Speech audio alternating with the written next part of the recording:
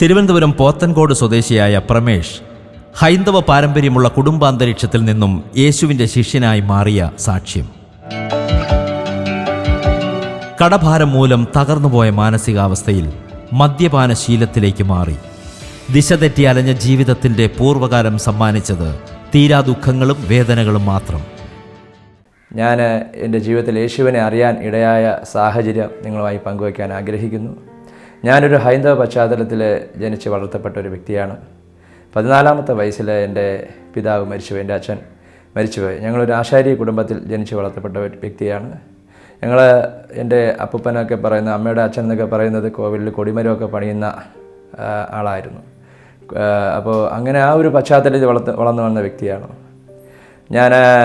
ഒരു RSS പ്രവർത്തകനായിരുന്നു. കാരണം ഞങ്ങളുടെ സാഹചര്യം, ഞങ്ങളുടെ ഏരിയയിൽ RSSനാണ് കുറച്ചും കൂടി ബലമുള്ളത്, ആളുള്ളത്. അതുകൊണ്ട് ഞാൻ RSS പ്രവർത്തകനായിരുന്നു. RSSൻ്റെ മുഖ്യ ശിക്ഷകനായിട്ട് പ്രവർത്തിച്ചിരുന്നു. നല്ലൊരു പ്രവർത്തകനായിട്ടൊക്കെ വന്നു. പക്ഷേ എൻ്റെ അച്ഛൻ മരിച്ചു കഴിഞ്ഞ ശേഷം നമ്മുടെ ജീവിതത്തിൻ്റെ താളം തെറ്റാൻ തുടങ്ങി. എൻ്റെ അച്ഛൻ ഗൾഫിലായിരുന്നു. 22 വർഷം ഗൾഫിലിരുന്ന വ്യക്തിയാണ്. ഞങ്ങൾക്ക് സിറ്റിയിൽ 2 വീടുണ്ടായിരുന്നു. അപ്പോൾ ഒരു ദാരിദ്ര്യത്തിൽപ്പെട്ട കുടുംബത്തിലല്ല, അത്യാവശ്യം സാമ്പത്തികമുള്ളൊരു കുടുംബത്തിലാണ് ഞാൻ ജനിച്ചത്. ചെറുതിലെ ഞങ്ങളെ സ്കൂളിൽ കൊണ്ടാക്കുന്ന ഓട്ടോറിക്ഷയിലേക്കാണ്. അപ്പോൾ അങ്ങനെ ഒരു നിലവാരത്തിലേക്കാണ് ഞാൻ വളർന്നു വന്നത്. അപ്പോൾ ഈ ഒരു നിലവാരത്തിൽ വളർന്നു വന്നു. അച്ഛൻ, എൻ്റെ 14-ാമത്തെ വയസ്സിൽ അച്ഛൻ മരിച്ചതോടുകൂടി ഞങ്ങളുടെ കുടുംബത്തിൻ്റെ താളം മൊത്തം തെറ്റി. ഞങ്ങൾ വലിയ കടബാധ്യതയിലേക്ക് വീഴാൻ തുടങ്ങി. എൻ്റെ അച്ഛൻ ഗൾഫിൽ നിന്ന് ജോലി മതിയാക്കി വന്നപ്പോൾ കുറച്ച് കാശൊക്കെ അവിടെ നിന്ന് ലഭിക്കാനിടയായി. പിരിഞ്ഞു വന്ന സമയത്ത് ആ കാശൊക്കെ കുറച്ചൊക്കെ അച്ഛൻ്റെ ചികിത്സയ്ക്ക് ഹാർട്ടിന് കംപ്ലയിൻ്റ് ആയിട്ടാണ് വന്നത്. ഹാർട്ട് അറ്റാക്ക് ആയിട്ടാണ് അച്ഛന് വന്നത്. അവിടെ വെച്ച് ഗൾഫിൽ വെച്ച് 2 അറ്റാക്ക് കഴിഞ്ഞു. അബുദാബിയിലായിരുന്നു അച്ഛൻ വർക്ക് ചെയ്തത്. 2 അറ്റാക്ക് കഴിഞ്ഞു. 3-ാമത്തെ അറ്റാക്ക് നാട്ടിൽ വന്നതിന് ശേഷം 3-ാമത്തെ അറ്റാക്ക് ഉണ്ടാകുന്നത്. ആ അറ്റാക്കിലൂടെ അച്ഛൻ മരിക്കുകയാണ് ചെയ്തത്. 7 ദിവസം മെഡിക്കൽ കോളേജ് ഹോസ്പിറ്റലിൽ വെൻറ്റിലേറ്ററിലായിരുന്നു. അപ്പോൾ ഈ സാഹചര്യത്തിൽ കടന്നുപോയി. അപ്പോൾ കുറച്ച് പൈസയൊക്കെ അച്ഛൻ്റെ ചികിത്സയ്ക്കായിട്ടൊക്കെ ചിലവായിപ്പോയി. അത് കഴിഞ്ഞ് കുറച്ച് പൈസ അന്നത്തെ ആൾക്കാരുടെ ആലോചന പ്രകാരമൊക്കെ കുറച്ച് പേർക്ക് പലിശയ്ക്കൊക്കെ കൊടുത്തു. എന്നാൽ പലിശയ്ക്ക് കൊടുത്ത പൈസ പലരും പറ്റിച്ചുകൊണ്ട് പോയി, പൈസ തരാതെ ഇരുന്നു. ചിലർ ഈ പലിശ തരാതെ ഈ മുതൽ തന്നെ കുറച്ച് തന്നു തീർത്തു. അങ്ങനെ ഞങ്ങൾക്ക് വേറെ വരുമാനമൊന്നുമില്ലാതെ ഈ പൈസയൊക്കെ തീരുവാനിടയായി. ഈ മുതലെല്ലാം ഞങ്ങൾ ചിലവായി. കാരണം ഞങ്ങൾ 3 മക്കളാണ്. ചേച്ചി, ഞാൻ, അനിയത്തി. ചേച്ചി അന്ന് ഡിഗ്രി കഴിഞ്ഞ് നിൽക്കുകയാണ്. ഞാൻ അന്ന് 8-ാം ക്ലാസ് 9-ാം ക്ലാസ്സിലോട്ട് ആകുന്ന സമയത്തിലാണ് അച്ഛൻ മരിക്കുന്നത്. അനിയത്തി എൻ്റെ അന്ന് 2 വയസ്സിന് ഇളയതാണ്. അപ്പോൾ ഈ 2 മക്കൾ പഠിച്ചുകൊണ്ടിരിക്കുകയാണ്. ചേച്ചി കമ്പ്യൂട്ടറിൻ്റെ കോഴ്സൊക്കെ പഠിച്ചുകൊണ്ടിരിക്കുന്നു. വേറെ വരുമാനമില്ല. അമ്മയ്ക്കെങ്കിലും ജോലിക്ക് പോയി ശീലം അങ്ങനെയൊന്നും വിട്ടില്ല. കാരണം ഞങ്ങൾ സിറ്റിയിൽ 2 നില വീട്ടിൽ താമസിക്കുന്ന ആൾക്കാരാണ്. അപ്പോൾ പെട്ടെന്നൊരു സുപ്രഭാതത്തിൽ ഞങ്ങൾക്ക് സാമ്പത്തികം നഷ്ടപ്പെട്ടു. വരുമാനം ഇല്ലെങ്കിൽ പോലും ഞങ്ങളുടെ ജീവിത സാഹചര്യങ്ങൾ മാറുന്നില്ല. നമ്മൾ ജീവിതശൈലി അങ്ങനെ തന്നെ കണ്ടിന്യൂ ചെയ്യുകയാണ്. അപ്പോൾ ഈ കയ്യിരുന്ന പൈസകളൊക്കെ തീർന്നു. പിന്നെ ഞങ്ങൾ കടം വാങ്ങിക്കാൻ തുടങ്ങി. കടം കയറാനായിട്ട് ഇങ്ങനെ തുടങ്ങി. കുറേശ്ശെ പലിശയ്ക്ക് പൈസ എടുക്കാൻ തുടങ്ങി. കടം കയറാൻ തുടങ്ങി. അങ്ങനെ ഒരു വല്ലാത്തൊരു നിലവാരത്തിൽ ഞങ്ങളായിത്തീർന്നു. എൻ്റെ ഒരു 17 വയസ്സ് കഴിഞ്ഞപ്പോൾ എനിക്ക് മനസ്സിലായി. 16 വയസ്സൊക്കെ കഴിഞ്ഞപ്പോൾ എനിക്ക് മനസ്സിലായി ഇനി ഇങ്ങനെ പോയാൽ ശരിയാവത്തില്ല. അങ്ങനെ ഞാനൊരു ജോലി അന്വേഷിച്ചു. അപ്പോൾ എൻ്റെ ഒരു കൂട്ടുകാരൻ്റെ കടയിൽ, ഹോട്ടലിൽ ക്യാഷിലിരിക്കാൻ പാർട്ട് ടൈമായിട്ട് വൈകുന്നേരം ഒരു ഹോട്ടലുണ്ടായിരുന്നു എൻ്റെ കൂട്ടുകാരൻ MG റോഡിൽ. അപ്പോൾ അവൻ്റെ ഹോട്ടലിൽ ക്യാഷിലിരിക്കാനൊക്കെ അന്ന് 1000 രൂപ ശമ്പളത്തിന് ഞാൻ ക്യാഷിലിരിക്കാനൊക്കെ ആയിട്ട് പോയി. ആ ശമ്പളം, ആ പൈസ മാറ്റി വീട്ടിൽ കൊടുക്കുമായിരുന്നു. പിന്നെ അത് കഴിഞ്ഞ് വേറെ ജോലി അന്വേഷിക്കാനൊക്കെ പോയി. വേറെ ഒരു തൊഴിലൊരു ഡെൻ്റൽ മെക്കാനിക്, ഒരു ഡെൻ്റൽ പല്ലുണ്ടാക്കുന്ന ലാബിൽ അസിസ്റ്റൻ്റായിട്ടൊക്കെ ജോലിക്ക് പ്രവേശിച്ചു. അങ്ങനെയൊക്കെ ജീവിക്കാൻ തുടങ്ങി. അങ്ങനെ ജീവിതം മുന്നോട്ട് പോയി. പക്ഷേ കടം അതിനൊപ്പം വളർന്നുകൊണ്ടേയിരുന്നു. നമുക്ക് നിയന്ത്രിക്കാൻ പറ്റാത്ത കടമായി. വീടൊക്കെ വിൽക്കേണ്ടി വന്നു. 2 നില വീടിൻ്റെ പ്രമാണമൊക്കെ ബാങ്കിലായി. അങ്ങനെ വല്ലാത്ത സാഹചര്യങ്ങളിലൂടെ ഞങ്ങൾ കടന്നു പോയിക്കൊണ്ടിരുന്നു. കടം കയറി ചെറിയ കടത്തിൽ തുടങ്ങിയത് 10-12 ലക്ഷം രൂപയ്ക്ക് മുകളിൽ കടമായി. അപ്പോൾ എന്ത് ചെയ്യണമെന്ന് ഞങ്ങൾക്ക് അറിയത്തില്ല. ഞാനന്ന് വളരെ ചെറുതാണ്. എനിക്കന്ന് 18 വയസ്സ് 19 വയസ്സൊക്കെ ആകുന്ന സമയത്തുള്ള കാര്യമാണ് ഈ പറയുന്നത്. ഈ സമയത്ത് ഞാനൊരു വലിയ മദ്യപാനിയായിത്തീർന്നു. കാരണം എൻ്റെ ജീവിതത്തിൽ ഒരു സമാധാനമില്ല, ഒരു സ്വസ്ഥതയില്ല. കാരണം എന്തിന് ജീവിക്കുന്നു? ഈ ജീവിതം കൊണ്ട് രക്ഷയില്ല. ഈ ഭൂമി നശിച്ചതാണെന്നൊക്കെ ഞാൻ ചിന്തിക്കാൻ തുടങ്ങി. ഈ ഭൂമിയിൽ എനിക്കൊരു രക്ഷയില്ല, ജീവിക്കേണ്ട കാര്യമില്ല. ഇങ്ങനെ ഞാൻ ഭയങ്കരമായിട്ട് മദ്യത്തിനടിമയായി. ഞാൻ ഒരു ദിവസം രാവിലെ എഴുന്നേൽക്കുന്നത് തന്നെ ഇന്ന് എങ്ങനെ കുടിക്കാമെന്ന ചിന്തയിൽ ഞാൻ ചിന്തിച്ചു തുടങ്ങി. പക്ഷേ ഞാൻ ജോലി ചെയ്യുന്ന പൈസ ഞാൻ വീട്ടിൽ കൊടുക്കും. പക്ഷേ മദ്യം വാങ്ങിച്ചാൽ നമുക്ക് ഇഷ്ടം പോലെ ആൾക്കാർ ഈ ലോകത്തുണ്ട്. അപ്പോൾ ജോലി ചെയ്യുന്ന മുക്കാൽ ഭാഗം പൈസ ഞാൻ വീട്, കാരണം അതുണ്ടെങ്കിലേ വീട് കഴിയത്തുള്ളൂ. പക്ഷെ ഞാൻ ഭയങ്കരമായിട്ട് മദ്യത്തിന് അടിമയായി. കൂടുതൽ ലഹരി കിട്ടുന്ന മദ്യം ഏതാണ്? അങ്ങനെ പൈസയുടെ ബുദ്ധിമുട്ടുകൊണ്ട് പിന്നെ കള്ള് ഷാപ്പുകളിൽ പോയി കുടിക്കാൻ തുടങ്ങി. അങ്ങനെയൊക്കെയും ഒരു നിലവാരത്തിൽ എൻ്റെ ജീവിതമായി.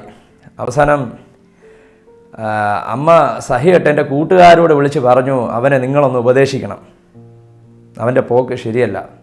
അങ്ങനെ എൻ്റെ കൂട്ടുകാർ, എൻ്റെ ഏറ്റവും അടുത്ത സുഹൃത്തുക്കൾ എന്നെ വന്ന് പറഞ്ഞു, എൻ്റെ അടുത്ത് വന്ന് പറഞ്ഞു, പരമേശ്വരൻ നീ ഇങ്ങനെ കുടിക്കരുത്, നീ ഇങ്ങനെ, അവരൊക്കെ മദ്യപിക്കുന്നവരാണ്, പക്ഷേ അവരെന്നോട് ഉപദേശിക്കുകയാണ്, നീ ഇങ്ങനെ കുടിക്കരുത് എന്ന് ഉപദേശിക്കാൻ തുടങ്ങി. എൻ്റെ ബന്ധുക്കൾ, ചാർച്ചക്കാരൊക്കെ ഉപദേശിക്കാൻ.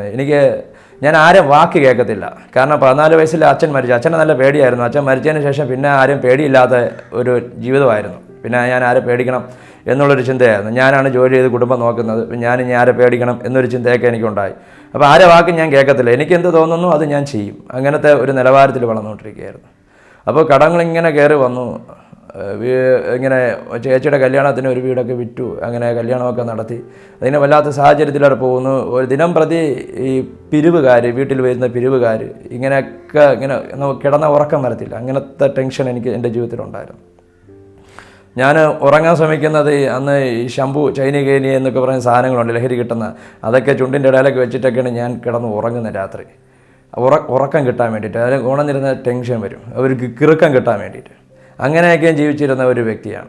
അങ്ങനെ ഇരുന്ന സമയത്ത് ഒരു വിശ്വാസി, യേശുവിനെ അറിഞ്ഞൊരു വ്യക്തി, ഞാൻ ഒരു കടയുടെ സൈഡിൽ നിന്ന് സിഗരറ്റ് വലിച്ചുകൊണ്ട് നിന്നപ്പോൾ ആ പുള്ളി എന്നോട് വന്ന് പറഞ്ഞു, എനിക്ക് നേരത്തെ പരിചയമുള്ള ഒരു സഹോദരനാണത്.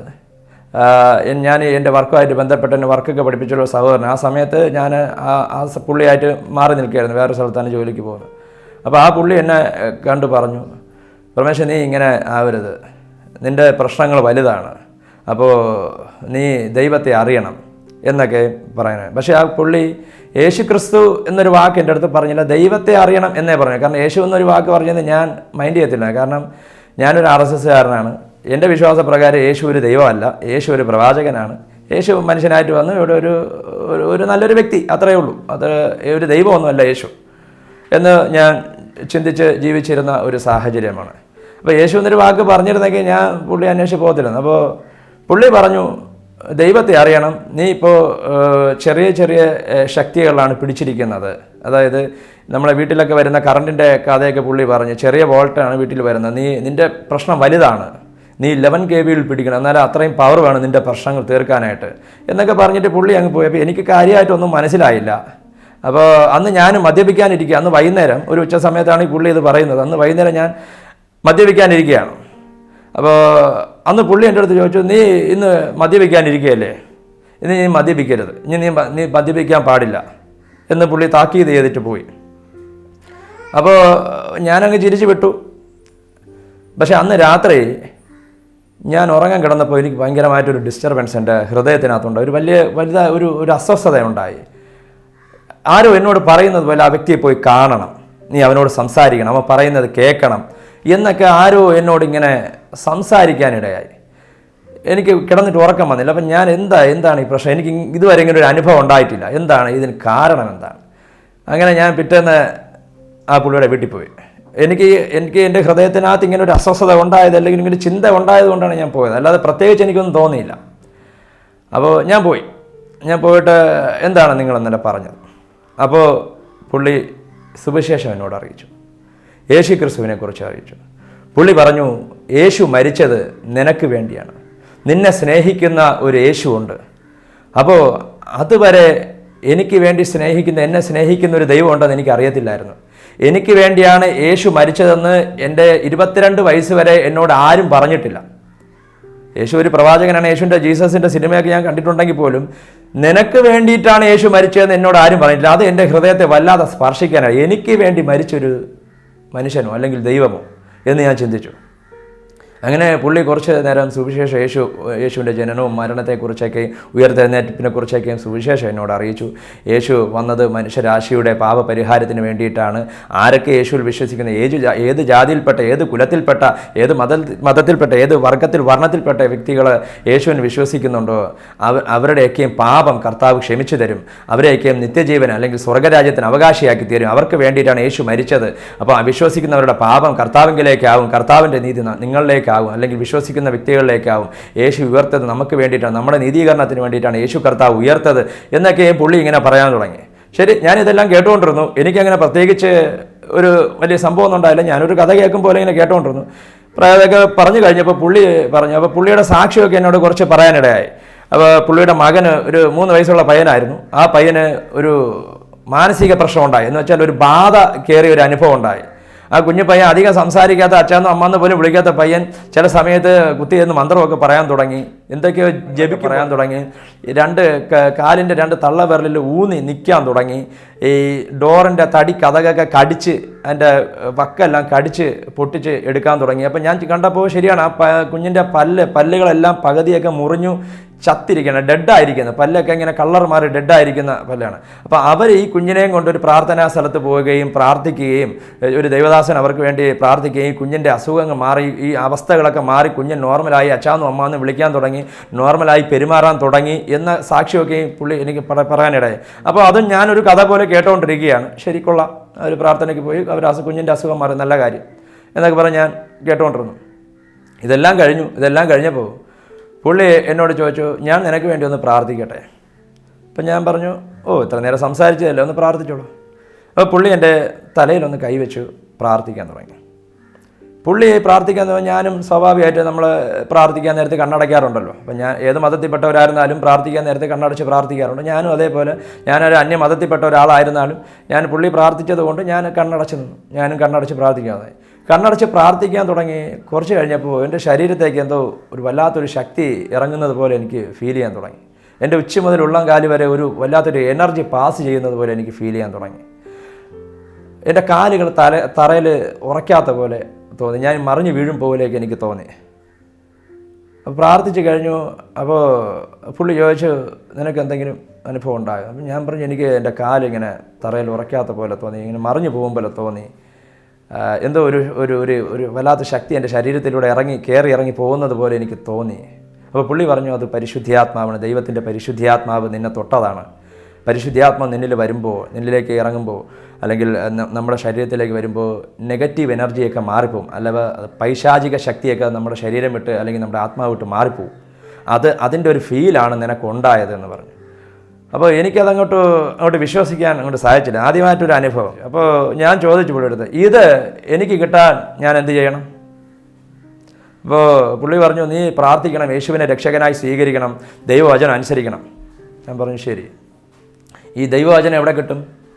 അപ്പോൾ പുള്ളി പറഞ്ഞു, ബൈബിള് വാങ്ങിക്കുന്ന കടയുണ്ട്. ഞങ്ങൾ തിരുവനന്തപുരത്തുകാരാണ്. അപ്പോൾ ബൈബിൾ വാങ്ങിക്കുന്ന കട കേശവദാസപുരത്ത് ബൈബിളിൻ്റെ കടയുണ്ട്. ശരി. എനിക്ക് ആരും ബൈബിൾ വാങ്ങിച്ചു തന്നിട്ടില്ല. ഞാൻ അന്ന് 120 രൂപയാണ് ബൈബിള്. ഞാൻ പോയി ബൈബിൾ വാങ്ങിച്ചു. ഈ കട അന്വേഷിച്ച് കണ്ടു. കാരണം എനിക്ക് ഇതിൻ്റെ ബാക്കിലുള്ള സംഗതി എന്താണെന്ന് മനസ്സിലാകണം. വിശ്വാസമൊക്കെ രണ്ടാമത്തെ കാര്യം. എന്താണ് എൻ്റെ ശരീരത്തിൽ തൊട്ടത്, എന്ത് എനർജിയാണ് എൻ്റെ ശരീരത്തിൽ പാസ് ചെയ്തത്, അതെനിക്ക് അറിയണമെന്ന് വളരെ വാശിയുണ്ടായിരുന്നു. അപ്പോൾ ഇതറിയാൻ വേണ്ടിയിട്ട് ഞാൻ ഈ കട അന്വേഷിച്ച് കണ്ടുപിടിച്ച് പോയി ബൈബിൾ വാങ്ങിച്ചു. ഞാൻ പ്രാർത്ഥിക്കാൻ തുടങ്ങി. ഞാൻ വീട്ടിൽ വന്നു. പുള്ളി പ്രാർത്ഥിക്കാനുള്ള ചില ഗൈഡൻസ് ഒക്കെ എനിക്ക് തന്നിട്ടുണ്ട്. അതിങ്ങനെ പ്രാർത്ഥിക്കണം, അങ്ങനെ പ്രാർത്ഥിക്കണമെന്നൊക്കെ, മുട്ടുകുത്തി പ്രാർത്ഥിക്കണമെന്നൊക്കെ ഒരു ഗൈഡൻസ്. ഞാൻ ഒരു ക്രിസ്ത്യാനിയല്ല, ബേസിക്കലി ഒരു ക്രിസ്ത്യാനിയല്ല. അപ്പോൾ പ്രാർത്ഥിക്കേണ്ട രീതിയൊന്നും എനിക്കറിയത്തില്ല. നീ മുട്ടുകുത്തി പ്രാർത്ഥിക്കണം, യേശുവിൻ്റെ നാമം പറഞ്ഞ് പ്രാർത്ഥിക്കണം എന്നൊക്കെയും പുള്ളി പറയാനിടയായി. അങ്ങനെ ഞാൻ ബൈബിൾ വാങ്ങിച്ചുകൊണ്ട് വന്നു. ഞാൻ മത്തായി സുവിശേഷം തൊട്ടിങ്ങോട്ട് വായിക്കാൻ തുടങ്ങി. മത്തായി സുവിശേഷം 5-ാം അധ്യായം, 6-ാം അധ്യായം, 7-ാം അധ്യായമൊക്കെ എന്നെ ഭയങ്കരമായിട്ട് സ്വാധീനിച്ചു. കാരണം ഞാൻ എന്തോ ഇതിനു വേണ്ടി ഇത്ര നാൾ കാത്തിരുന്നത് പോലെയൊക്കെ, ഈ വചനം കേൾക്കാൻ വേണ്ടിയിട്ടാണ് ഇത്ര നാൾ ഞാൻ ജീവിച്ചതെന്ന പോലെ എന്നൊക്കെ എനിക്ക് തോന്നിപ്പോയി ആ വചനമൊക്കെ വായിച്ചപ്പോൾ. ഞാൻ വല്ലാതെ ആ വചനത്തിൽ എൻ്റെ മനസ്സങ്ങ് പതിഞ്ഞു. ഞാൻ കർത്താവിനോട് പറഞ്ഞു, കർത്താവേ, നിൻ്റെ ഈ വചനപ്രകാരം ഞാൻ ജീവിക്കാം. ഞാൻ എൻ്റെ പഴയ മദ്യപാനങ്ങൾ, എൻ്റെ വെറുക്കൂത്തുകൾ, എൻ്റെ അനാവശ്യമായിട്ടുള്ള ചിന്താഗതികൾ, അല്ലെങ്കിൽ ദൈവഹിതമല്ലാത്ത ജീവിത ശൈലികൾ എല്ലാം ഞാൻ മാറ്റി ഞാൻ നിൻ്റെ വചനപ്രകാരം ജീവിപ്പാൻ. എൻ്റെ പ്രശ്നങ്ങൾക്ക് നീ പരിഹാരം തരണം. അതിനെല്ലാത്തിനും ഉപരിയായിട്ട് നിൻ്റെ പരിശുദ്ധാത്മാവെന്ന് പറയുന്ന സാധനം അല്ലെങ്കിൽ ആ ഒരു സംഭവം സത്യമാണെങ്കിൽ അത് എനിക്ക് വരണം. ഞാൻ പ്രാർത്ഥിക്കും, മറ്റൊരുത്തൻ എൻ്റെ തലയിൽ കൈവയ്ക്കുമ്പോഴല്ല, ഞാൻ പ്രാർത്ഥിക്കുമ്പോൾ ആ ശക്തി എനിക്ക് വരണമെന്ന് ഞാൻ കർത്താവിനോട് പറഞ്ഞു, പ്രാർത്ഥിക്കാൻ തുടങ്ങി. അങ്ങനെ ചില ദിവസങ്ങൾ, എനിക്ക് തോന്നുന്നു ഒരാഴ്ചയോ 2 ആഴ്ചയോ ഞാനിങ്ങനെ പ്രാർത്ഥിച്ച് കടന്നുപോയി. അപ്പം ഞാൻ എന്നും പ്രാർത്ഥിക്കുന്നത് പരിശുദ്ധാത്മാവിന് വേണ്ടിയിട്ടാണ്. ഇതെനിക്ക് അറിയണം, ഇത് ഉള്ളതാണോ കള്ളമാണോ എന്ന് ഇത് തീർച്ചപ്പെടുത്തണം. അപ്പോൾ ഞാനിങ്ങനെ പ്രാർത്ഥിക്കുന്നത്. എൻ്റെ കടത്തിൻ്റെ കാര്യമൊക്കെ 2ാമത്തെ വിഷയമാണ്, അത് മാറും ഇല്ലയെന്നൊന്നും എനിക്ക് അറിഞ്ഞുകൂടാ. ഇത് മാറാൻ വേണ്ടിയിട്ടുമല്ല ഞാൻ പോയത്, ഇങ്ങനെ ഒരു അനുഭവം എനിക്ക് ഉണ്ടായത് എന്താണെന്ന് അറിയാൻ വേണ്ടി ഞാൻ പോയതാണ്. അങ്ങനെ പോകാൻ തുടങ്ങി, അങ്ങനെ പ്രാർത്ഥിക്കാൻ തുടങ്ങി. വീട്ടിലിരുന്ന് എൻ്റെ റൂമിൽ, എൻ്റെ ഒരു ചെറിയ റൂമിനകത്തിരുന്ന് പ്രാർത്ഥിക്കാതെ, ഞാൻ വേറെ ആരാധനാലയങ്ങളിലും ഒന്നും പോകാറില്ല. എൻ്റെ റൂമിലിരുന്ന് ഞാൻ പ്രാർത്ഥിക്കാൻ തുടങ്ങി. പ്രാർത്ഥിച്ചു. ഒരു ദിവസം രാത്രി, അപ്പോൾ വളരെ എനിക്ക് ഭയങ്കരമായിട്ട് ഞാൻ ഫീൽ ചെയ്ത് പ്രാർത്ഥിക്കാൻ തുടങ്ങി ദൈവത്തോട്. എനിക്ക് വേണം, എനിക്കിങ്ങനെ വളരെ എനിക്ക് കിട്ടണം, ഇത് സത്യമാണെങ്കിൽ എനിക്ക് വേണമെന്നൊക്കെ പറഞ്ഞ് പ്രാർത്ഥിക്കാൻ തുടങ്ങി. ഞാനൊരു ദിവസം പ്രാർത്ഥിച്ച് രാത്രി കിടക്കാൻ പോയി. അപ്പോൾ കിടക്കുന്നതിന് മുമ്പായിട്ട് കട്ടിലിരുന്ന് ഞാൻ ഒരു നിമിഷം പ്രാർത്ഥിക്കും, ദൈവമേ രക്ഷിക്കണമെന്നൊക്കെ പറഞ്ഞ് അന്നത്തെ എനിക്ക് അറിയാമെന്നുള്ള രീതിയിൽ ഞാൻ ദൈവത്തോട് പ്രാർത്ഥിക്കാൻ തുടങ്ങി. അപ്പോൾ ഞാനിങ്ങനെ കിടന്നതും അന്ന് ആ വ്യക്തി പ്രാർത്ഥിച്ചപ്പോൾ ഉണ്ടായ അതേ അനുഭവം എൻ്റെ ഉള്ളം കാലും ഉച്ചം തല വരെ ഇങ്ങനെ വ്യാപരിക്കാൻ തുടങ്ങി, വല്ലാത്തൊരു ശക്തി അടിക്കാൻ തുടങ്ങി. ഞാൻ ചാടി കഴിച്ചു. പെട്ടെന്ന് എൻ്റെ ഹൃദയമെടുപ്പൊക്കെ കൂടി. കാരണം നമ്മുടെ ശരീരത്തിൽ ഒരു എക്സ്ട്രാ എനർജി കയറുമ്പോൾ നമുക്ക് അറിയാൻ പറ്റും. അത് അറിയാമെന്നുള്ളവർക്കറിയാം. ഒരു പ്രത്യേക ഒരു എനർജി നമ്മുടെ ശരീരത്തിൽ വരുമ്പോൾ നമുക്ക് അറിയാൻ പറ്റും. ഞാൻ പുള്ളിയെ വിളിച്ചു സംസാരിച്ചു, ഇങ്ങനെ ഒരു അനുഭവം ഉണ്ടായി. പുള്ളി പറഞ്ഞാൽ ദൈവത്തിൻ്റെ പരിശുദ്ധാത്മാവാണ്, നിൻ്റെ പ്രാർത്ഥന കൊണ്ട്, നിൻ്റെ ഹൃദയത്തിൻ്റെ വാഞ്ച കൊണ്ട് ദൈവം നിനക്ക് തന്നതാണ്, നീ വിട്ട് കളയരുത്, നീ മുറുകെ പിടിച്ച് പ്രാർത്ഥിക്കണം, ഇതുപോലെ മുന്നോട്ട് പോകണമെന്നൊക്കെ പറഞ്ഞു. ഞാൻ പ്രാർത്ഥിക്കാൻ തുടങ്ങി, ഞാൻ ദൈവമായിട്ട് അടുക്കാൻ തുടങ്ങി.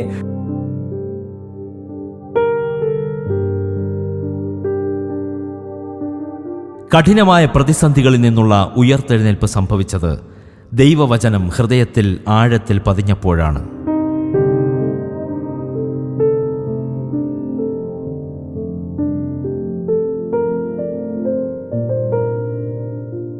ഞാൻ വചനം വായിക്കാൻ തുടങ്ങി, ഉപദേശിക്കാൻ തുടങ്ങി.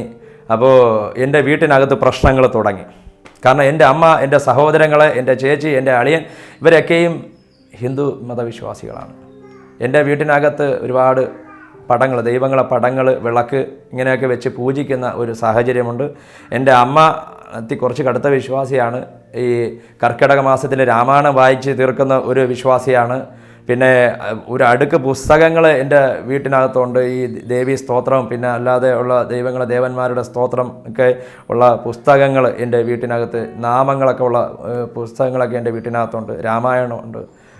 അപ്പോൾ ഇതൊക്കെയും എൻ്റെ വീട്ടിൽ അമ്മ വായിക്കുന്നതാണ്. അമ്മ ദിനം പ്രതി ഓരോ ആഴ്ച വെച്ച് അല്ലെങ്കിൽ ഓരോ ദിവസം കണക്കാക്കി ഓരോ ദേവന്മാരെ പ്രീതിപ്പെടുത്താനായിട്ട് ഇത് വായിക്കുന്ന വ്യക്തിയാണ് എൻ്റെ അമ്മ. അപ്പോൾ അമ്മയ്ക്ക് ഇത് അംഗീകരിക്കാനേ പറ്റിയില്ല. ഇല്ല. അപ്പോൾ ഞാൻ പറഞ്ഞു, അമ്മ അംഗീകരിക്കണ്ട, ഞാൻ എൻ്റെ വിശ്വാസം എന്നെ വിട്ടേക്കുക, എൻ്റെ വിശ്വാസം എനിക്കിരിക്കട്ടെ, അമ്മയുടെ വിശ്വാസം അമ്മയ്ക്കിരിക്കട്ടെ എന്ന് പറഞ്ഞു. അങ്ങനെ ഞാൻ ഈ സുവിശേഷമൊക്കെ പറയുന്നത് കേട്ട് എൻ്റെ അനിയത്തിക്കൊരു ഒരു മനസ്സ് മാറ്റം ഉണ്ടായി. ഒരു ദിവസം എൻ്റെ അനിയത്തി വന്ന് എന്നോട് ചോദിച്ചു, ചേട്ടാ അവളെ കഴുത്തിലൊരു ഏലസ് കെട്ടിയിരുന്നു, ഒരു ചരടിന്. ചേട്ടാ ഇത് കെട്ടുന്നതിന് കുഴപ്പമുണ്ടോ? യേശുവിനെ പ്രാർത്ഥിക്കാൻ ഈ ഏലസ് കെട്ടുന്നതിന് കുഴപ്പമുണ്ടോ എന്ന് ചോദിച്ചു. അപ്പോൾ ഞാൻ ചോദിച്ചു, നീ എന്തിനാണ് ഈ ഏലസ് കെട്ടിയിരിക്കുന്നത്? അത് രക്ഷയ്ക്കായിട്ടാണ്.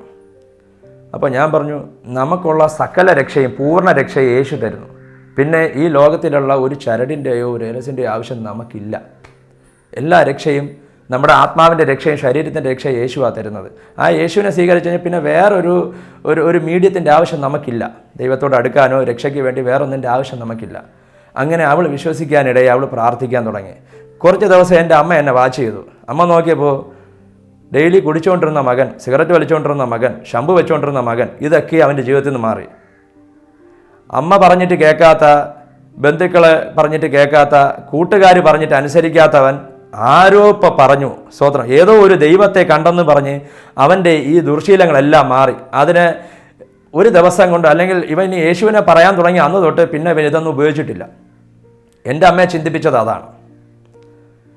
അങ്ങനെ എൻ്റെ അമ്മ ഒരു തീരുമാനം എടുക്കാൻ തുടങ്ങി. അതായത് ഞാൻ രക്ഷിക്കപ്പെട്ട് വന്ന്, ഞാൻ യേശുവിനെ വിശ്വസിച്ച് വന്ന് ഒരു 1-2 മാസം കഴിഞ്ഞിട്ടാണ് അമ്മ ഈ തീരുമാനം എടുക്കുന്നത്. എന്നെ അമ്മ വാച്ച് ചെയ്തു ഞാൻ എങ്ങോട്ടായി പോകുന്നതെന്ന്. അപ്പോൾ അമ്മ നോക്കുമ്പോൾ ഞാൻ പ്രാർത്ഥിക്കുന്നു, വീട്ടിൽ കഥ കടച്ചിരുന്ന് പ്രാർത്ഥിക്കുന്നു, ബൈബിൾ വായിക്കുന്നു, പിന്നെ എൻ്റെ ദേഷ്യം ഉള്ള സ്വഭാവമൊക്കെ മാറുന്നു. അമ്മയോട് ദേഷ്യപ്പെടുന്ന സ്വഭാവം, അമ്മയെ കുറ്റപ്പെടുത്തുന്ന സ്വഭാവം. അമ്മ കുടിക്കരുതെന്നൊക്കെ പറയുമ്പോൾ ഞാൻ അമ്മയെ കുറ്റപ്പെടുത്തുമായിരുന്നു. കാരണം നിങ്ങളല്ലേ ഇത്രയും കടം ഉണ്ടാക്കി വെച്ചത്, അതുകൊണ്ടല്ലേ എൻ്റെ മനസ്സമാന നഷ്ടം, എൻ്റെ ജീവിത നഷ്ടം. എൻ്റെ കൂട്ടുകാർ ജീവിക്കുന്നത് പോലെ എനിക്ക് ജീവിക്കാൻ കഴിയുന്നുണ്ടോ? എൻ്റെ കൂട്ടുകാരിടുന്ന പോലത്തെ വസ്ത്രങ്ങൾ എനിക്ക് ധരിക്കാൻ കഴിയുന്നുണ്ടോ? അവർ പോകുന്ന ലൈഫ് എനിക്ക് ജീവിക്കാൻ കഴിയുന്നുണ്ടോ? ഞാൻ എന്നും ജോലി ചെയ്ത് ഈ കുടുംബത്തിന് വേണ്ടി ഇങ്ങനെ കടം വീടി പലിശ അടച്ച് എൻ്റെ ജീവിതം തീർന്നുകൊണ്ടിരിക്കുക എന്നൊക്കെ പറഞ്ഞ് ഞാൻ എൻ്റെ അമ്മയെ കുറ്റപ്പെടുത്തുമായിരുന്നു. അപ്പോൾ അമ്മ അതുകൊണ്ട് കഴിയുന്നത് അമ്മ എൻ്റെ അടുത്തൊന്നും പറയാറില്ല. അപ്പോൾ അമ്മയുടെ അടുത്തുള്ള ഷൗട്ടിങ് മാറി, എൻ്റെ സംസാരത്തിന് വ്യത്യാസം വന്നു. എൻ്റെ ഈ മദ്യപാനം, സിഗരറ്റ് വലി, ഇങ്ങനെയുള്ള ശീലങ്ങളൊക്കെ മാറി.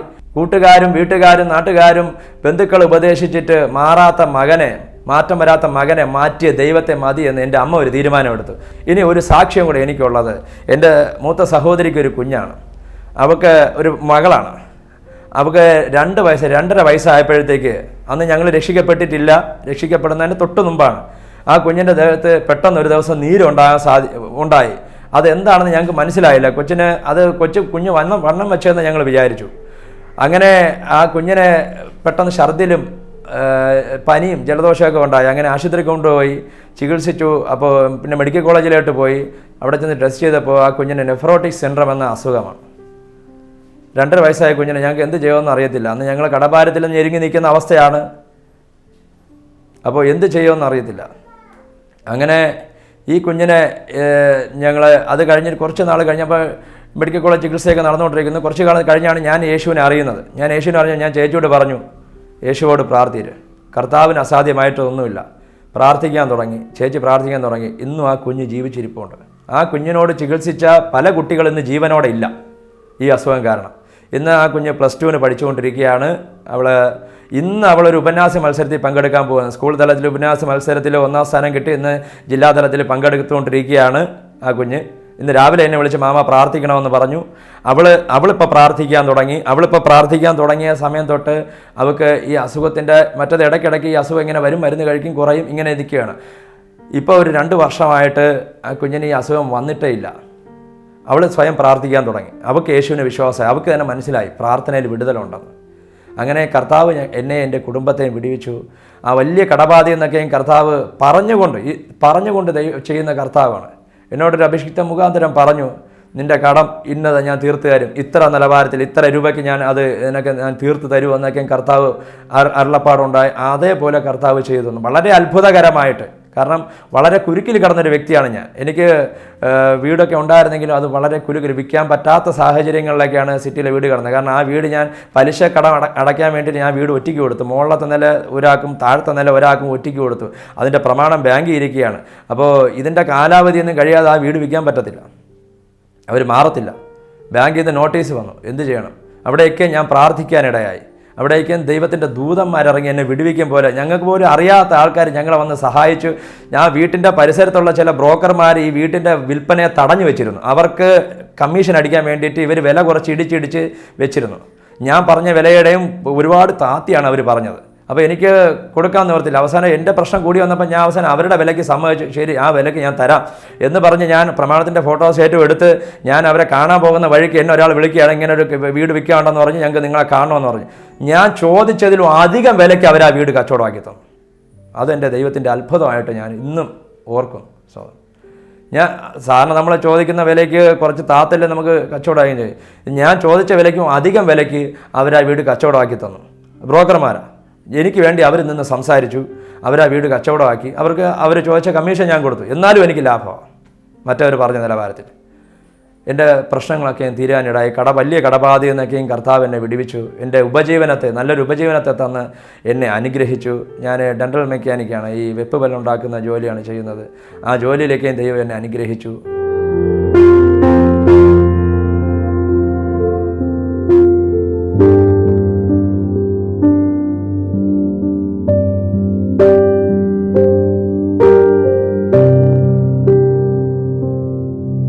മക്കളുണ്ട്.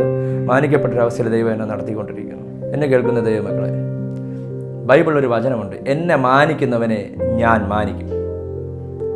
ആ വചനം എന്നെ വളരെ സ്പർശിച്ചു. ദൈവത്തെ ആരൊക്കെ മാനിക്കുന്നുണ്ടോ, ദൈവത്തിൻ്റെ വചനത്തെ ആരൊക്കെ മാനിക്കുന്നുണ്ടോ, യേശുവിനെ ആരൊക്കെ മാനിക്കുന്നുണ്ടോ അവരെ യേശു മാനിക്കും. ഞാൻ യേശുവിനെ മാനിച്ചു. ഞാൻ ഒരു അന്യ മതത്തിൽപ്പെട്ട അല്ലെങ്കിൽ അന്യവിശ്വാസത്തിൽപ്പെട്ട ഒരു വ്യക്തിയായിരുന്നു. പക്ഷേ യേശുവിനെ അറിഞ്ഞു. ആ യേശുവിനെ ഞാൻ മാനിക്കാൻ ഇടയായി. ആ യേശു എന്നെയും മാനിച്ചു. ഇന്ന് നിന്ദിക്കപ്പെട്ട, അപമാനിക്കപ്പെട്ട അല്ലെങ്കിൽ പരിഹാസപാത്രമായിരുന്ന എന്നെ, ഒരു കുടിയനായിരുന്ന എന്നെ, എല്ലാവരും നിന്നയോടെ കണ്ടുകൊണ്ടിരുന്ന എന്നെ ദൈവം മാനിക്കപ്പെട്ട നിലവാരത്തിൽ ആക്കി വെച്ചു. ഇന്ന് കർത്താവിൻ്റെ വേലയിൽ ഞാനായിരിക്കുന്നു. ഞാൻ അത്യാവശ്യം ഉപദേശിക്കുകയും വചനം സംസാരിക്കുകയും ഒരുപാട് പേര് കർത്താവിൻ്റെ വചനങ്ങൾ പഠിപ്പിക്കുകയൊക്കെ ചെയ്യുന്നുണ്ട്. ആ നിലവാരത്തിൽ കർത്താവിനെ വചനം പറയുന്നു, എന്നെ മാനിക്കുന്നവരെ ഞാൻ മാനിക്കും. എന്നെ കേൾക്കുന്ന ആരെങ്കിലും പ്രയാസത്തിലൂടെ, കഷ്ടതയിലൂടെ, രോഗത്തിലൂടെ കടന്നു പോയെങ്കിൽ നീ ഈ ദൈവത്തെ ഒന്ന് തിരിച്ചറിയണം, ഈ ദൈവത്തെ ഒന്ന് മാനിക്കാൻ ശ്രമിക്കണം. Try Jesus. യേശുവിനെ ഒന്ന് പരീക്ഷിച്ച് നോക്കുക. ഞാൻ പരീക്ഷിച്ചവനാണ് യേശുവിനെ. ഞാൻ പരീക്ഷിച്ച് നോക്കിയിട്ടാണ് ഞാൻ ഈ വിശ്വാസത്തിൽ വന്നത്. ഇത് ശരിയാണോ തെറ്റാണോ, ഇത് കള്ളമാണോ തട്ടിപ്പാണോ എന്ന് സ്വയം ഒന്ന് അനുഭവിച്ചറിയുക. അതിനൊരു തൻ്റെ ഇടം കാണിക്കുക. ആ എന്നെ മാനിക്കുന്നവനെ ഞാൻ മാനിക്കും. ദൈവത്തെ ഒന്ന് മാനിച്ചു നോക്ക്.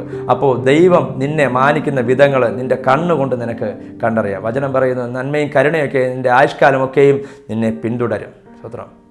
അപ്പോൾ ദൈവത്തിൻ്റെ നന്മയും കരുണയൊക്കെ നമ്മൾ കാണും. ആ ദൈവത്തെ ഒന്ന് അറിയാൻ ശ്രമിക്കുക, ഒന്ന് വിശ്വസിക്കാൻ ശ്രമിക്കുക, യേശുവിനെ ഒന്ന് വിശ്വസിക്കാൻ ശ്രമിക്കുക, യേശുവിൻ്റെ വചനങ്ങളൊന്ന് പഠിക്കാൻ ശ്രമിക്കുക, ആ വചനം നമ്മുടെ ജീവിതത്തിൽ ഒന്ന് കൊണ്ടുവരാൻ ശ്രമിക്കുക. അപ്പോൾ ദൈവത്തിൻ്റെ അത്ഭുതങ്ങൾ നമ്മുടെ ജീവിതത്തിൽ വെളിപ്പെടുന്നത് നമുക്ക് കാണാൻ കഴിയും. ലോകം തരുന്ന സമാധാനമല്ല ദൈവം തരുന്നത്. എൻ്റെ ജീവിതത്തിൽ എൻ്റെ കടഭാരങ്ങളൊക്കെ മാറും മുമ്പ് എനിക്ക് ആദ്യം ദൈവം തന്നത് സമാധാനമാണ്. എൻ്റെ പ്രശ്നങ്ങളെല്ലാം ഞാൻ തീർത്തു തരുന്നൊരു വാക്കാണ് ദൈവം തന്നത്. സമാധാനം തന്നെ എന്നെ നിർത്തിയതാണ് ദൈവം. ആ സമാധാനം ലോകത്തിലെ ഒരു മനുഷ്യർക്കും തരാൻ കഴിയുന്ന സമാധാനമല്ല, അത് ദൈവം തരുന്ന സമാധാനമാണ്. യേശു എന്നെ